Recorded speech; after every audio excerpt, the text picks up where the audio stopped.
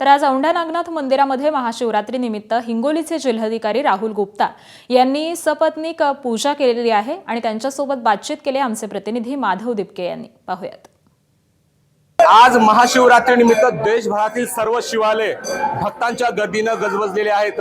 मी सध्या उभा आहे 8वे ज्योतिर्लिंग असलेल्या औंढा नागनाथ मंदिरामध्ये आणि आपण या ठिकाणी बघताय संपूर्णपणे महाराष्ट्र आणि परराज्यातून सुद्धा मोठ्या प्रमाणामध्ये भक्त मंडळी दाखल झाले। तर हिंगोलीचे जिल्हाधिकारी राहुल गुप्ता यांनी आताच सहपत्नी पूजा केलेली आहे आणि आता पूजा करून सर निघाले। तर सर काय वेगळं महत्त्व असते आज दर्शनाला तुम्ही सहपत्नी आलेली आहे तर पूजा केलेली आहे? आज महाशिवरात्री याच्या निमित्ताने मला असं वाटतं खूप भाविक आमच्याकडे आलेले आहे आणि आज जे आहे आम्ही 2 एक्स्ट्रा विषय जे आहे महाशिवरात्रीच्या निमित्ताने ठेवलेले आहे। एक आहे आपला पालखी जे आहे ते रात्री 7 वाजता जे आहे ते निघणार आहे, त्याचबरोबर जे आहे आम्ही ड्रोन शो पण ठेवलेला आहे आणि आमच्या अशी संकल्पना आहे की जास्तीत जास्त पर्यटक जे आहे ते औंढा नागनाथमध्ये यायला पाहिजे आणि कशाप्रमाणे इकडे त्याची प्रख्यात वाढेल, ख्याती वाढेल, कशाप्रमाणे केलं पाहिजे तोच आमचा एक ध्येय आहे। बरं, आता सहपत्नी तुम्ही पूजा केली आहे, नागनाथाकडे काय मागितलंय सांगा? नाही, काहीच नाही की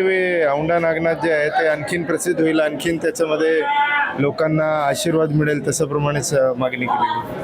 बरं, गर्दी मोठ्या प्रमाणात झालेली आहे, गर्दीच्या दृष्टीने काय प्रशासनाला सूचना दिल्या तुम्ही स्वतः?